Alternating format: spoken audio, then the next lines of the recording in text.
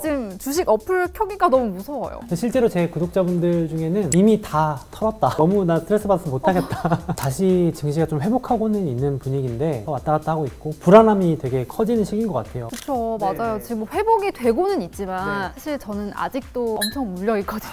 저도 온몸으로 제 계좌가 녹아내리는 걸 경험했기 때문에 저도 불안할 때마다 저도 옛날에 어땠는지를 한 번씩 찾아보거든요. 과거에는 어땠나 이렇게 혼란스러울 때 같이 한번 얘기를 해보면 좋을 것 같습니다. 네, 맞습니다. 자, 그래서 오늘 드디어 이분과 함께 이야기를 나눠본 것 같은데요. 우리 주린이들에게는 한 줄기 빛 같은 분입니다. 교보증권 박병창 부장님 모시고 요즘 같은 시대에 어떻게 좀 지금이라도 손절을 해야 되나 아니면 버티기를 해야 되나 이런 것들을 좀 파헤쳐보는 시간을 가져볼 텐데요. 한번 만나보도록 하겠습니다. 어서 오세요. 네, 안녕하십니까. 네, 반갑습니다. 네, 저 교보증권 영업부에 근무하는 박병창이라고 합니다. 1995년 12월에 인턴으로 증권맨으로 입사를 해서 주로 지점에서 근무를 했습니다. 지점장 생활도 한 12년 정도 했었고요. 그래서 그냥 정말 말 그대로 온몸으로 주투자, 개인 투자자들과 함께 거래를 했습니다. 실전에서 있었던 얘기들을 제가 많이 드리니까 그런 것들을 좀 좋아하시는 것 같더라고요. 그러니까 오늘도 좀 그런 위주로 말씀을 드리도록 하겠습니다. 실전 얘기 너무 좋아합니다. 저 같은 경우에도 일단 아까도 말씀드렸다시피 지금 이런 상황에서 어떻게 해야 되지? 이런 고민들을 굉장히 많이 했었는데 아마 오늘 좀 두 다리 쭉 뻗고 잘 수 있을 것 같습니다. 자, 그럼 지금부터 돈 대 돈 밸런스 게임 본격적으로 시작해 볼게요. 네, 부장님 근데 사실 주식 투자하면은 장이 좋을 때도 있고 나쁠 때도 있다. 이거를 저도 실전 투자하는 입장에서 알면서도 막상 이렇게 하락장이 오면 늘 마음이 편하지 않더라고요. 지금 장세를 어떻게 좀 우리가 이해를 하면 될까요? 일단 뭐 하락을 할 때는 손실 나니까 기분 좋을 사람이 없는 것 같고요. 질문에 답변을 좀 드리면 저는 전체적으로 대세 하락을 갖는 요번에 시초점이 됐다, 출발점이 됐다 이렇게 생각하지는 않습니다. 요번 저점이 2901포인트죠. 만약에 지금 오늘 녹화하는 이 순간에 2800포인트에 있었으면 그 약세론자들의 무게감이 훨씬 더 실렸겠죠. 다행히 3020포인트대로 다시 올라와 있습니다. 그러다 보니까 약간 또 수그러드는 건데요. 주식시장이 그렇습니다. 전반적으로 시장이 과도하게 올라온 부분이 좀 있지 않습니까? 쉽게 이렇게 생각을 좀 해보면 될 것 같아요. 우리나라의 지수를 볼 때 연관성은 나스닥이 많지만 S&P 500 기준으로 지수를 많이 보지 않습니까? S&P 500의 지수를 보면은 과거에 글로벌 금융위기 2008년도에 있은 이후에 글로벌 경기 성장, 미국의 경기 회복과 연동하면서 그 각도로 움직였어요. 주가의 기울기는 영업이익의 기울기입니다. 작년에 팬데믹이 있었죠. 그래서 폭락을 했지 않습니까? 그리고 나서 이번 각도는 거의 70~80% 정도로 각도로 올랐어요. 이렇게 올랐다는 것은 비정상적인 움직임이 있었다는 거잖아요. 중간에 뭔가. 그 비정상의 정상으로 오는 궤도는 그것은 하락이 아니에요. 대세 하락이 아닙니다. 충분히 조정을 볼 수 있는 것이거든요. 그런 정도의 비정상이 있어야 된다고 생각하거든요. 지금 시장의 모습은 그동안에 좀 과도하게 달려온 부분들이 좀 주춤하는 그런 부분들의 조정이 좀 있는 것이다라고 저는 이해를 하고 있고요. 전체 층 그림에서는. 그러니까 부장님 의견에 전적으로 동의할 수밖에 없는 게요. 저는 이제 딱 최근 2년을 미국하고 한국을 비교해 보면은 작년에는 미국보다 한국이 훨씬 좋았습니다. 그래서 저는 이제 미국 주식을 전문으로 하고 있다 보니까 제 구독자분들도 흔들리는 거예요. 한국이 훨씬 좋은데 이거 나 세금이나 비용 내면서 미국 주식 굳이 해야 되나요? 작년에 그랬어요. 심지어 작년에 한국 수익률이 전 세계 탑급이었거든요. 그래서 정말 많은 분들 수익이 좋았는데 오히려 이제 올해는 좀 주춤하는 거죠. 저 같은 주린이들 같은 경우에는 이런 주식시장의 미래가 어떻게 될지 전혀 모르다 보니까 항상 이런 불안감에 떨고 있거든요. 혹시 예전에도 이렇게 주식시장이 안 좋았을 때가 있었을까요? 많았죠. 이 정도로요? 예, 이 정도 훨씬 심했죠. 그래요? 저는 96년부터 이제 사령장 받고 증권회사에서 근무를 했는데 1년 반 후에 IMF 외환위기를 맞았습니다. 지수 1000포인트에서 저점이 277포인트였습니다. 코스피 지수가요. 시장이 1000포인트에서 277포인트까지.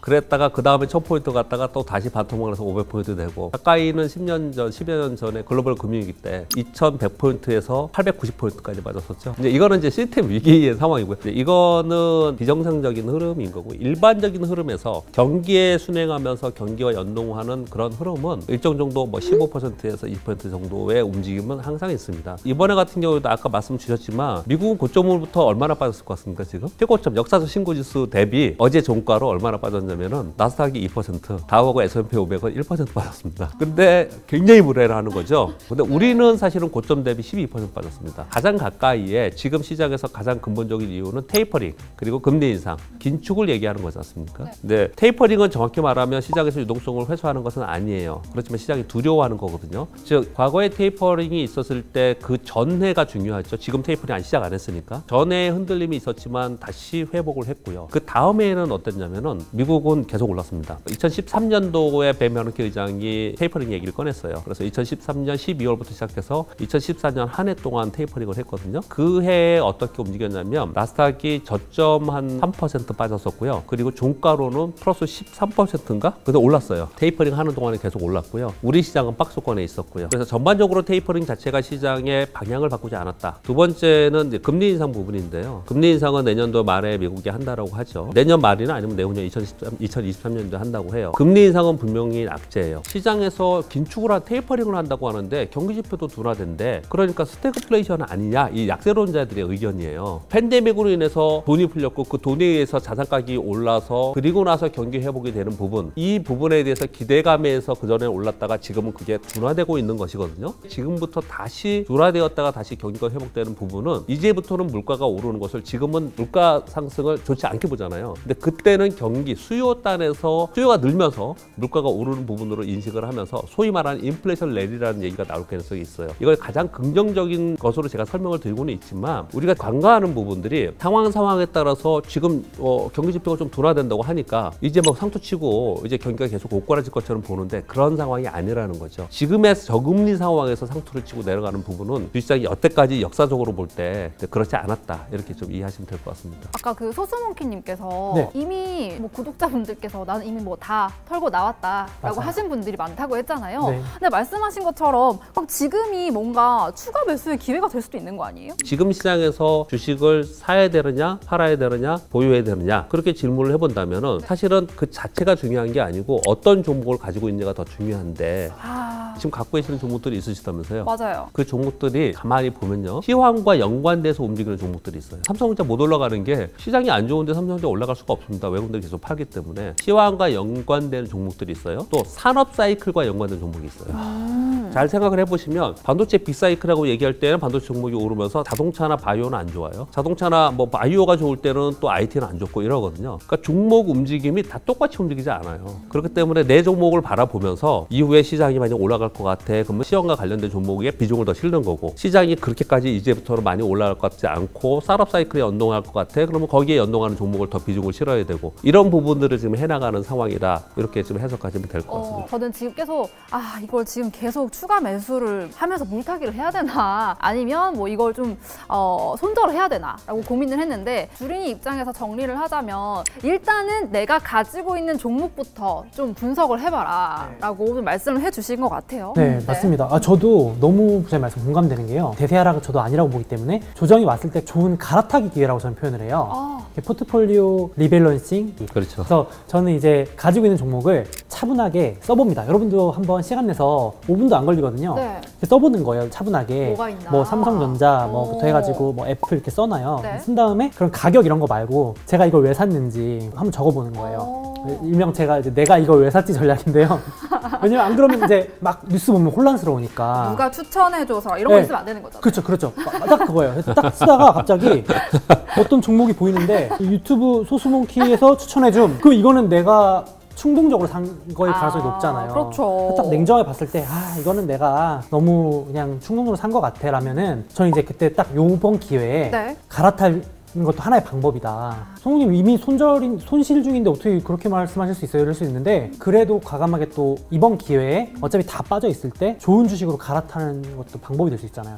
그러면서 회복할 때 그 주식이 손실도 메워줄 수 있잖아요. 그러니까 이제 무조건 물타기만 한다고 또 답은 아닐 수 있잖아요. 그러니까 이제 그것도 하나의 방법이 아닐까. 또 우리 박병창 부장님께는 이 트레이딩에 대한 부분을 안 여쭤볼 수가 없잖아요. 맞아요. 저희 부장님께는 매매 기술, 트레이딩을 안 여쭤볼 수가 없거든요. 기술분석은 그렇게 어렵지 않다는 말씀을 첫 번째 말씀을 드리고 싶고요. 그런 거 해보신지 모르겠지만 우리 그 HTS에서 종목을 내가 지금 오늘 사고 있어요. 이 종목을 내가 살려고 그래요. 근데 이렇게 올라가고 있어요. 그럼 사람들이 지금 사니까 올라가는 거잖아요. 그러니까 얘네들이 지금 적극적으로 사네, 소극적으로 사네, 이거 올렸다 팔려고 그러네, 이런 게 느껴져요. 계속 보면, 그걸 계속 보면은. 그래서 트레이더라고 표현을 하는데 실제로는 그런 걸 보면서 단기 거래하거나 트레이딩을 하는 게 아니고요. 장기 투자한다 하더라도 기본적으로 그런 개념을 갖고 시장을 접하고 시세를 봐야 된다. 두 번째는 이 주식시장은 심리가 굉장히 많이 작용합니다. 자본시장이 다 그렇고요. 지금 삼성전자를 갖고 계신지 안 계실지 모르겠지만은 내가 삼성전자를 지금 사고 싶으세요? 아니면은 팔고 싶으세요? 저는 없으니까 살래요. 없으면 사고 싶으세요? 네. 그러면 삼성전자 갖고 계신 분들은 삼성전자 팔면 안 되는 거예요. 아. 예를 들어 테슬라다. 그럼 테슬라는 지금 요즘 잘 가고 있으니까 뭐 팔고 싶은 마음이 없겠죠. 네.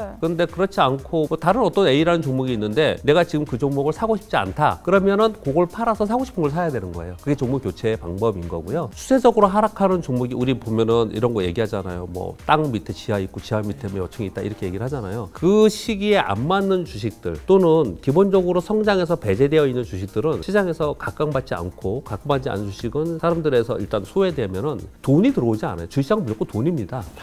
주식시장 무조건 돈에 의해서 움직이는 거거든요. 지금 다 파란불이 켜진 내 주식들을 팔아야 하느냐, 버텨야 하느냐, 궁금하신 우리 주린이들이 보고 계시거든요. 그래서 한번 조금 더 구체적으로 여쭤볼까 하는데, 아까 뭐 말씀해 주셨지만 일단 뭐 내가 가지고 있는 종목들을 좀 파악을 해봐라. 시황과 연계가 되어 있는지, 뭐 산업 사이클을 보던지 뭐 이런 것들을 말씀해 주셨는데, 조금 더 구체적으로 혹시 어떤 섹터들은 매수 혹은 추가 매수를 해도 될지 조금 짚어주시면 좋을 것 같아요. 트로트가 주도주가 없는 가운데 이거는 가지고 있어야 된다 이렇게 얘기가 사실 쉬운 부분은 아니에요.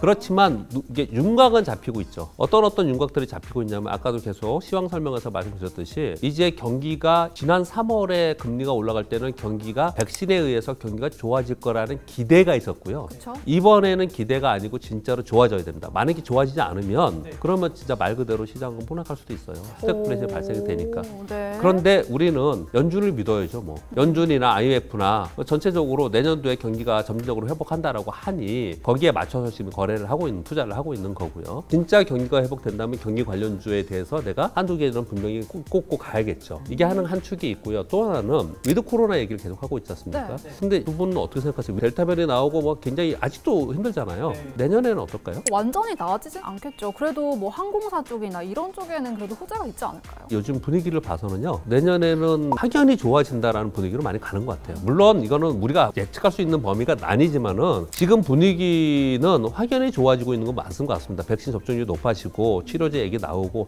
결국은 그러다 보면은 확연하게 위드 코로나 시대가 오는 거는 분명히 맞을 거라고 생각하거든요. 그럼 위드 코로나가 되면은 당장 뭐 지금 뭐 여행 엄청나게 지금 뭐 100% 매진하면서요. 네, 가야죠. 네, 그러면 이제 저는 뭐 먼저 갈 수는 없으니까 저도 가고 마음은 해외에 가 있습니다. 네. 그런데 가만히 생각해 보면은 여행이나 항공이나 이런 데서는 우리는 증권사 직원이니까 이제 직접 투자를 하니까 숫자가 굉장히 중요해요. 이익이 중요한 거거든요. 걔네들이 당장 이익이 늘어나지는 않아요. 왜냐하면 이미 적자가 워낙 많고요. 그리고 이익이 당장 늘어나지는 않아요. 그렇지만 주식시장은 미래를 선반영하기 때문에 앞으로 늘어날 거라고 생각하면서 주가는 오르기 시작을 분명히 할 겁니다. 네. 그런데 조금 더 보수적으로 생각해 보면 정말로 이익이 많이 늘어나는 곳이 어디일까가 이제 포인트지 않습니까? 네. 주로 지금 뭐 보고서도 그렇고 사람들의 심리들을 보면은 뭐 저는 그쪽 애널리스트는 아니지만 자료들 많이 보면 명품 산다는 얘기 되게 많이 하고 있고요. 아, 그래요? 옷 산다는 사람들이 되게 많고요. 네, 옷 맞습니다. 그래서 백화점, 음. 연세점 이런 데는 아주 직접적으로 이익이 곧바로 들어갈 거라고들 많이 분석들을 해요. 그래서 가장 먼저 수혜는, 물론 시장은 미래를 바라보고 하기 때문에 당장의 수익이 안 난다 하더라도 주가가 탄력을 받으면서 올라가는 데에 투자하고서 수익 나면 된다고 생각하잖아요. 근데 우리는 항상 반대로 리스크도 생각을 해야 되니까 수익도 나지만 그래도 보다 좀 안정적으로 볼 때는 확실하게 이익이 나는 부분들을 생각해 보자. 그러면 지금 한쪽으로는 경기 회복과 관련된 거 얘기했잖아요. 네. 그리고 위드 코로나 얘기했지 않습니까? 이 두 가지 쪽에서 추구를 가지고 이제 앞으로 봐야 되는 게 지금 현재 시장이거든요. 뭐 각자의 의견마다 다 다르겠지만은 저는 제가 그렇게 제 개인적인 투자관을 좀 말씀드리면요. 주식은 미래 미래에 투자하는 거고 그리고 성장에 투자하는 겁니다. 그래서 시황에 상관없이 어떤 상황이 들어도 성장할 수밖에 없는 구조적 성장주라는 게 분명히 섹터가 있거든요. 근거를 제가 말씀드려볼게요. 항상 위기가 발생하고 나서 위기를 극복하기 위해서는 각국 행정부에서 위기 극복을 한 어떤 산업을 집중적으로 육성합니다. IMF 외환위기 맞고 나서 집중적으로 육성했던 게 뭐냐면 IT예요. 그래서 IT 버블이 생겼죠. 글로벌 금융위기 생기고 나서는 그때 중국의 뭐 세계 공장이라고 어쩌라고 그러면서 이제 산업주가 굉장히 많이 상승을 했고요. 이번에 팬데믹이 발생되고 나서 전 세계가 똑같이 정책적으로 미는 산업이 있습니다. 그게 뭐죠? 친환경 아닐까요? 맞습니다. 다 탄소 중립 얘기하고 있죠. 우리 내년에 대선이 있는데 대선 후보들 전부 탄소 중립 얘기하죠. 수소 경제 얘기하죠. 전 세계가 얘기하고 있죠. 전 세계가 다 얘기하고 있잖아요. 네. 이거는 꽤 오랫동안 할 거예요. 이거는 구조적 성장입니다. 단기가 아니야. 네, 구조적 성장입니다. 그래서 환경이 먼저 움직이면서 거기 관련 점들이 움직이는데 전기차도 거기에 들어가 있는 거고 탄소 중립도 들어가 있고 수소도 들어가 있고 뭐 태양력 들어가 있고 풍력도 들어가 있고 다 그렇거든요. 그런데 얘네들도 사이클이 있는데 풍력하고 태양력은 이미 많이 올랐잖아요. 아시죠? 네, 작년에 엄청 올랐어요. 정말 많이 올랐어요. 주식은요, 한번 딱 자기가 대세 상승하잖아요. 그리고 나서 한번 꺾이면 다음 차례가 올 때까지 시간이 꽤 많이 걸립니다. 많이 오른 만큼 많이 많이 쉬어요. 걔네들을 보이기보다는 이제 막 뜨고 있는 쪽으로 봐야 되거든요. 이제 뜨는 쪽이 바로 탄소 중립이나 수소나 이런 쪽이에요. 그러니까 이런 쪽에 있는 종목들을 가지고 있으면은 이런 거는 시황을 그렇게 타지 않습니다. 상관없이 시장을 별로 타지 않고 갈 수 있기 때문에 항상 구조적 성장이 무엇인가, 정책적 성장이 무엇인가를 생각하면서 그런 쪽으로 투자를 하시면 설명 조정을 좀 본다 하더라도 계속 또 탄력을 받으면서 올라갈 수 있으니까 계속해서 그런 쪽을 보는 게 어떤가. 저는 뭐 개인적으로 항상 성장적으로 해야 된다 이렇게 생각 좀 하고 있습니다. 자, 그럼 반대로 혹시 저에게도 이런 게 있을까 봐 조금 두렵기는 한데 네. 이런 주식만큼은 손절하는 게 나을 수도 있다. 이런 것들도 있을까요? 일단 이론적인 것부터 말씀을 드리면요. 주식을 살 때 이유가 있었을 거 아니에요. 아까 좋은 말씀 주셨는데요. 주식을 살 때 내가 산 이유가 있잖아요. 그 이유가 변질됐으면 무조건 파는 겁니다. 할 게 너무 많은데요. 그 주식은 스토리로 사는 거거든요. 그 스토리가 내가 생각했던 스토리대로 아니면 뭐 손실이고 뭐고 간에 그건 파는 게 맞는 거고요. 그 스토리가 변함이 없어. 그럼 내가 마이너스 50%야. 가지고 있어야죠. 계속 가지고 있는 거죠. 투자는 본인의 판단의 선택으로 하는 거죠. 어떤 거는 그러면 좀 줄여야 되느냐. 지금 팔아도 한 달 후에 다시 살 수 있어. 지금 가격에. 예를 들어서 또 물어보겠습니다. 삼성전자를 오늘 파셨어요. 갖고 있는데 파셨어요. 한 달 후에 삼성전자를 엄청나게 손실 내고 위에서 사게 될까요? 그거는 쉽지 않다. 이 근처예요. 이 근처. 별로 안 움직입니다. 별로 안 움직이는 주식들이 있어요. 시황을 타는 종목들이요. 이런 거는 내가 위험할 때 현금했다가 또 사도 돼요. 그런 거 또 사도 되거든요. 근데 그렇지 않고 성장주는 내가 팔았는데 팔았고 한 달 후에 봤더니 2배 갔어. 막 이런 경우가 있을 수 있거든요. 있죠. 네, 그런 차이점을 가지고서 거래를 해야 되기 때문에 지금 시황에서는 시장이 크게 오를 것에는 이미 물 건너갔어요. 당분간은. 내년에 어떨지 모르겠지만 당분간은 그러니 만약에 내가 포트폴리오 교체나 아니면 어떤 걸 좀 줄여야겠다고 생각한다면 시황에 직접적으로 연관되어 있는 종목들은 줄여도 되지 않을까. 그리고 이제 부장님 말씀을 꼭 한번 들어보고 싶은 내용이 구독자분들도 아마 고민하신 내용일 텐데 앞으로 또 하락장들이 올 수 있고 조정장이 또 올 수 있잖아요. 지금도 이어질 수 있고 이럴 때 또 찾아오더라도 고민이 되는 부분이 팔고 다시 살까 그냥 버틸까 이건데 이런 타이밍 재는 거에 대한 부장님의 생각이 좀 궁금합니다. 제가 경험적으로 볼 때 그냥 너무 가볍게 막 움직이는 것보다 내가 최초에 좋은 종목을 산 경우에는 그 기업을 믿고 그냥 있는 경우가 결과론적으로는 좋았습니다. 결과론적으로는 좋더라고요. 단 최초에 좋은 기업을 사야죠, 물론. 그리고 많이들 걱정을 하시는 부분들이 있는데 저는 제 경험상을 하나 말씀을 드릴게요. 숫자를 하나 가져왔는데 수치를 여기다 좀 써왔는데요. 지금 우리나라의 개인 투자자들이요. 2019년, 그러니까 2020년 작년 1월서부터 지금까지 주식시장에 들어온 자금이 181조입니다. 181조고요. 올해 들어온 게 84조 원 들어왔어요. 84조 원 들어와 있는 상태인데요. 2019년도 말에 25조였습니다. 엄청나게 늘었죠. 이걸 믿어야 됩니다. 이 체력을 믿어야 돼요. 적어도 시스템 위기가 발생되는 상황이 아닌 이런 자연적인 조정이 있는 구간에서 이 애딱사산이 급격하게 빠질 가능성은 저는 없다고 보고요. 내가 잘 아는 기업 그리고 이 구조적 성장에 있는 기업 이런 기업에 투자를 해가지고 시장에 공기가 빠지면서 시장 전체가 쪼그라드는 이런 상황이 아니라면은 내 기업을 믿고 가는 게 결과론적으로는 좋은 수익률이 될 가능성이 높다 이렇게 말씀드립니다. 진짜 말씀하신 것처럼 요즘 막 돈이 빨리 돌아요. 그래서 트레이딩 하듯이 할 정도가 아니면 대부분의 투자자들은 물리거나 손실 입고 상처만 남는 것 같아요. 저도 그래서 진짜 믿음이 가는 주식이 있으면은 손절보다는 들고 가는 게 낫지 않을까. 자, 그럼 오늘 윤희님 네, 부장님 말씀을 쭉 들어봤는데 답변이 궁금합니다. 일단은 오늘 사실 네. 저 같은 경우에는 만약에 10개의 주식이 있으면 네. 일단 뭐 전부 다 일괄적으로 추가 매수를 해서 버텨서 언젠가는 오를 것이다, 뭔가 이런 희망찬 이상적인 꿈을 꾸고 오긴 했지만 소소몽키님이 말씀해 주신 것처럼 쭉 써봤을 때 추천받은 것들, TV 보고 뉴스 보고 한 것들, 이런 것들이 분명히 있어요. 네. 그렇기 때문에 이런 것들은 조금 말씀해 주신 것처럼 좀 정리를 하고 정말 제가 믿을 만한 기업에 조금 더 버티기를 하는 게 좋지 않을까, 네, 이렇게 좀 정리를 해볼게요. 네. 어때요? 좋습니다. 괜찮나요? 네네네.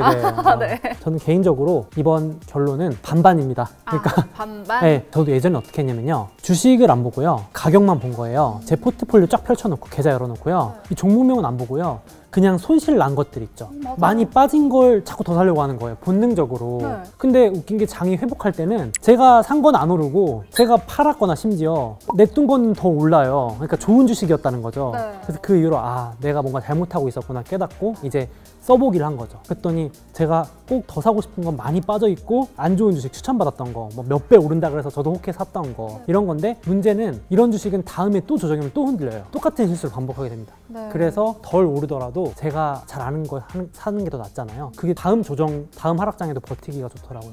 좋은 주식으로 갈아타자. 그쵸. 네. 그래서 나머지는 버티자. 오. 네, 이렇게 하면 좋을 것 같습니다. 이번에 약간 비슷했던 것 같아요. 이번엔 네. 비슷한 것 같아요. 아직은 팔아야 되는 그런 상황은 아니고요. 주식시장이 떠나야 되는 상황은 아니고 주식은 계속 해도 된다고 생각하는데 단지 수익률이 그렇게 좋지 않아서 요즘에 네. 단지 마음이 좀 그런데 증권에서 제가 26년 됐거든요. 선배 입장에서 한번 좀 말씀을 좀 드려보고 투자의 선배 입장에서요. 저는 그런 말을 안 했지만 전체적으로 언론과 많은 사람들이 우리 그 주린이라고 표현하는 일반적으로 주식 투자를 하지 않아도 행복하게 잘 살았던 분들을 주식시장으로 떠민 경향이 있습니다, 사실이요. 가장 대표적으로 저금리 시대에 은행에 넣어봤자 금리도 없는데 그럼 뭔가 재테크를 해야 된다 이런 식의 논리를 계속 폈는데 거기에 저는 반대를 많이 했습니다. 왜냐하면 주식시장은 하루에 상한가가 30%인 굉장히 고위험 상품이에요. 아니 은행에 넣어두면 원금은 그냥 있는 거잖아요. 맞아요. 여기는 마이너스가 나는 거잖아요. 그러니까 맞습니다. 그걸 기본적으로 전제를 깔고 이 시장에 들어왔어야 되는데 그냥 모두 다들 가만히 있으면 바보야. 오를 거야. 예, 안 돼. 주식시장에 끼어들지 않으면 시대에 뒤처진 사람이야 라고 생각하면서 들어온 분들이 의외로 꽤 많습니다. 그런 분들이 지금 심리적으로 좀 힘드실 수 있을 것 같아서 그런 분들께 좀 말씀을 드려보면요. 요번에 요만큼 빠진 거는 주식시장에서 별거 아니에요. 엄청나게 큰 변동성이 있는 게 주식시장입니다. 그래서 수업료라는 게 있어요. 물론 돈이 굉장히 소중하고 내 돈이 1억 투자하셨는데 1,500만 원 마이너스 가슴 아프지만 주식시장에서는 1,500만 원 마이너스 1,500만 원 벌려고 시작하지 않아요. 1억으로 했으면은 뭐 몇억, 뭐 몇십억 버셔야죠. 그런 발판을 삼는 올해 한 해가 됐다라고 생각을 좀 하시면서 공부를 하시는 게 낫지 않을까. 그런 차원에서 또 투자 전략을 말씀드리면 자기가 감당할 수 있는 정도의 내가 있는 돈에서 저축을 하듯이 계속 이렇게 투자하면은 실패할 것 같습니까? 저는 절대 실패하지 않는다고 생각합니다. 절대 네버. 실패하지 않는다고 생각합니다. 근데 내 욕심이 좀 나. 나 주식에서 좀 큰 돈을 한번 벌고 싶어. 그러면 주식에서 가장 안전하면서 돈을 벌 수 있는 기법 중에 하나가 체리피킹입니다. 시장이 급변동을 일으키면서 위험할 때만 하는 거예요. 대표적으로 외환위기 때만, 글로벌 금융위기 때만, 팬데믹이 때만, 요번처럼 아니면 전체적인 글로벌 시황이 그렇게 빠질 게 아니다 하더라도요. 시장이 가만히 보면은 1년에 최소한 3번, 5번은요. 급격하게 하락할 때가 생겨요. 이게 사실은 가장 안전하고 가장 단기간에 수익을 낼 수 있는 기회인데 아니 맨날 쳐다보면은 시장이 그런 기회가 나한테 안 주면 어떻게 아니에요. 믿으세요. 그런 기회가 와요. 그러니까 한편으로는 저축을 하고 한편으로는 체리피킹을 하며 해나가면서 나가면은 주식으로 성공할 수 있습니다.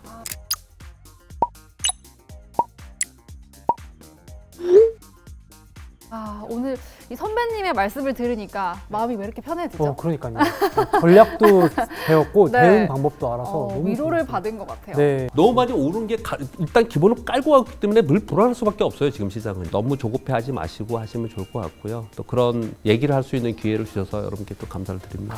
제가 다 감사합니다. 오늘 부장님 말씀 듣고 저도 너무 심리적으로도 그렇고 실전적으로도 실제로 도움이 돼야 좋잖아요. 네. 너무 감사했고 저희 구독자분들도 영상 보시고 도움이 되셨으면 좋겠습니다. 네, 오늘 정말 저도 두 다리 쭉 뻗고 잘 수 있을 것 같습니다. 오늘 내용도 재밌게 보셨으면 좋아요, 구독, 그리고 댓글도 많이 남겨주세요. 저희는 다음 시간에 또 찾아뵙도록 하겠습니다. 또 올게요. 안녕. 안녕. 안녕히 계세요. 안녕히.